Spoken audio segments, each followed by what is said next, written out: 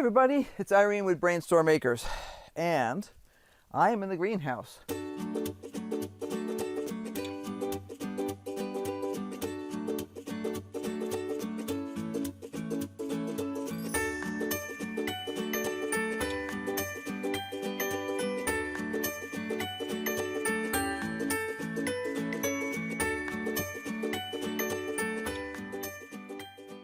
We have a large planter here. These are a different size cell, whereas these regular little guys here have, let's see, 4 times 1, 2, 3, 4, 5, 6, 7, 8, 4 times 8, 32 cells. I have a couple of different sizes in my collection. The standard ones I have are actually 50 in the same space as this.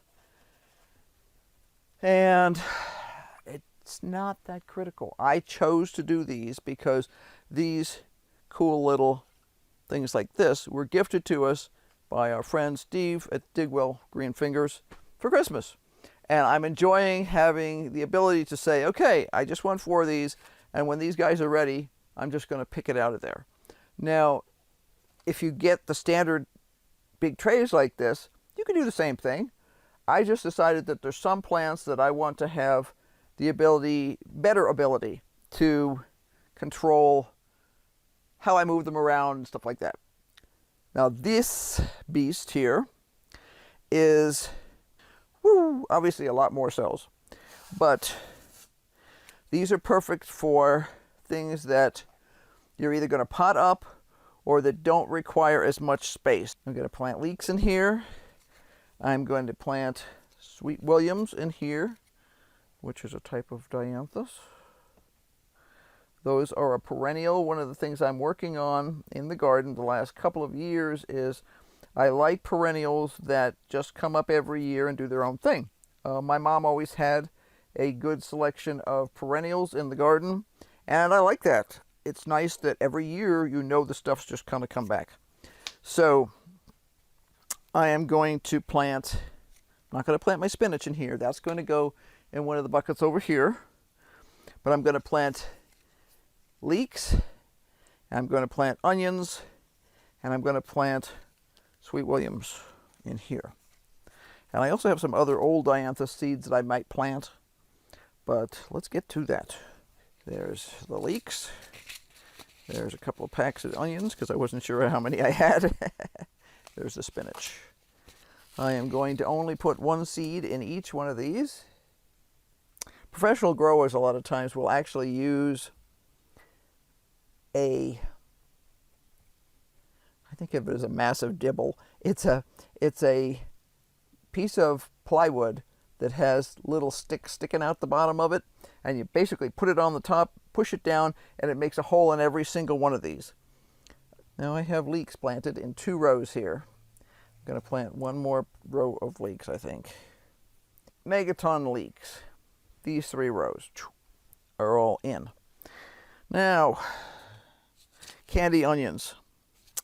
I was not going to plant onions from seeds this year. I was going to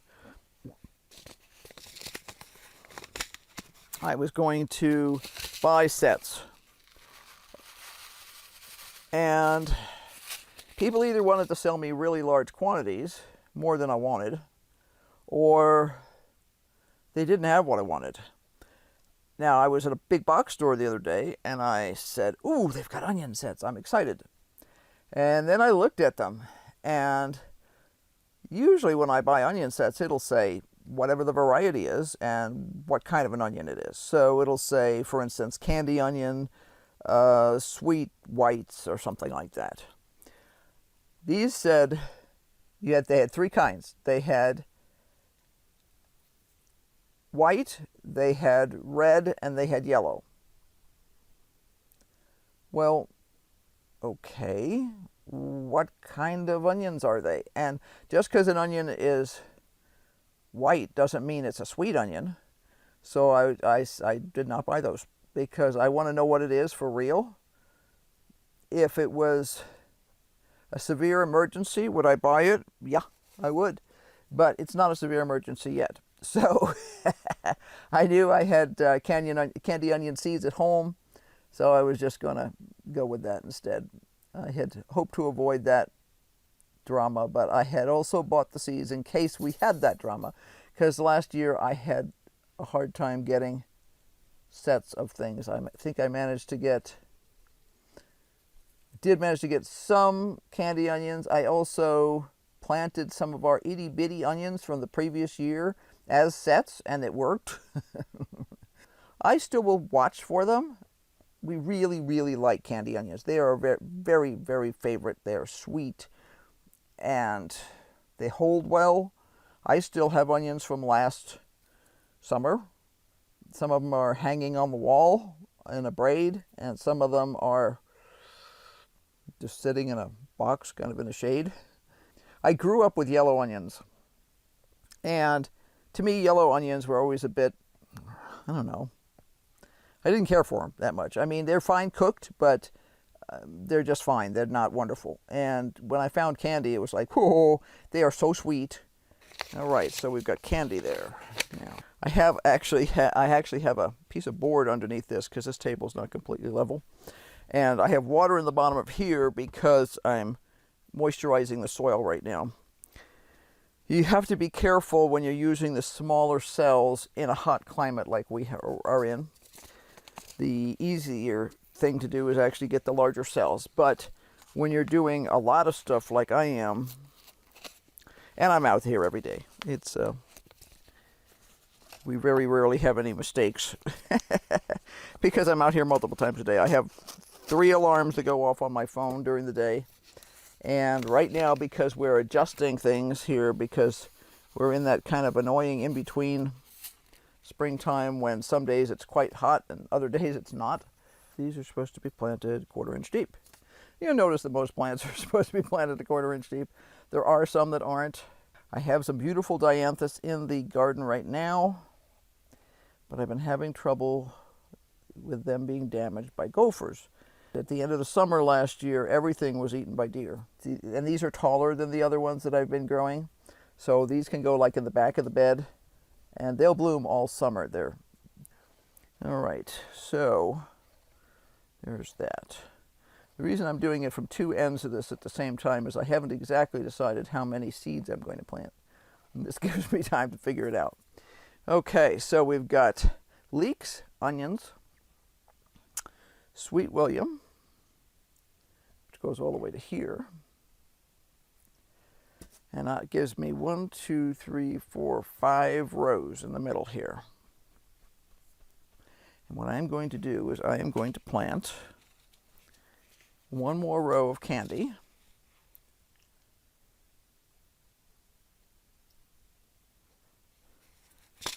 And then I'm going to plant 4 rows of duster,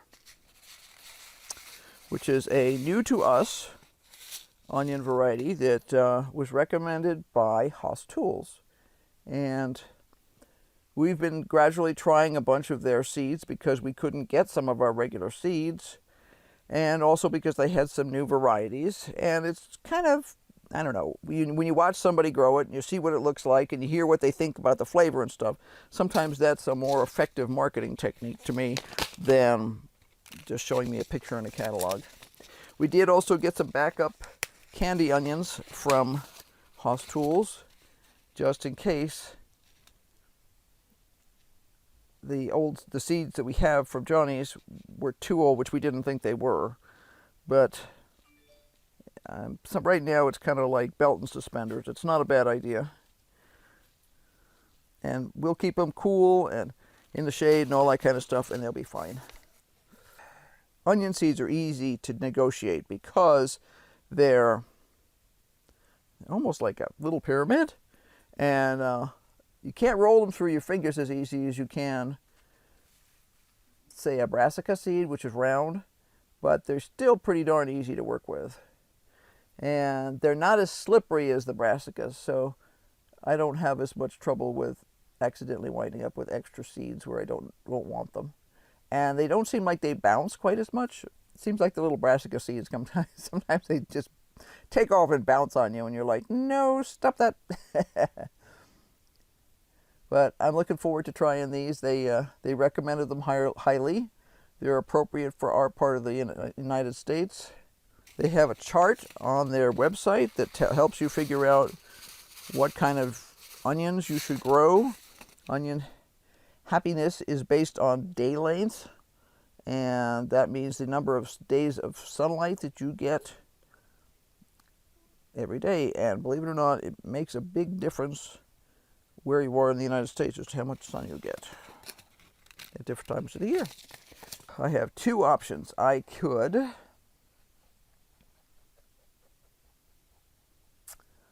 put more potting soil on this, or I could put some perlite on this. I have experimented with both, and I think I'm going to put the perlite on again because I like that a lot. Now ideally I would have slightly finer perlite than this, but I can sort of smush it with my fingers.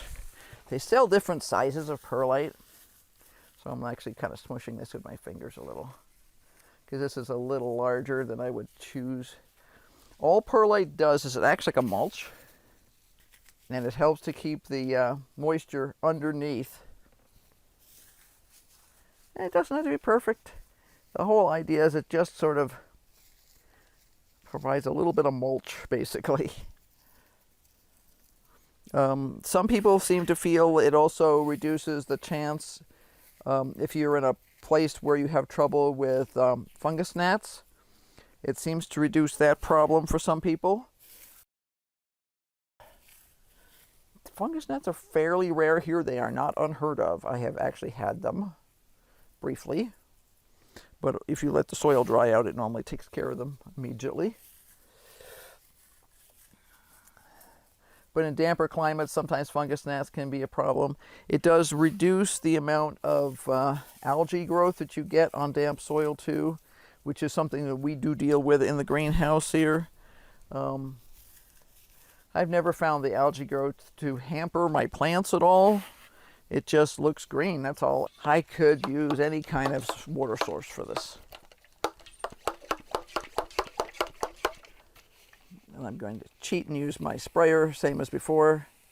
You can really see where the water is hitting because of the perlite. It does move the perlite a teeny bit, and it also moistens any of the fine parts of it. So makes it really obvious where I've sprayed and where I haven't.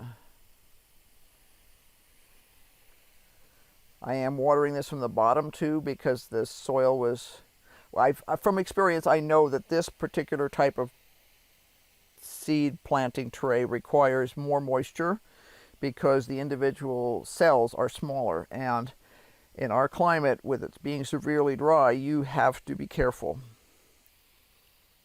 All right, there we go. Whee! Also good for squirting your cat when she's being a pain. Okay, I think that's going to do it for now. Henry tells me it's lunchtime. So be sure to like, subscribe, hit that notification bell, and we'll see you later. Bye.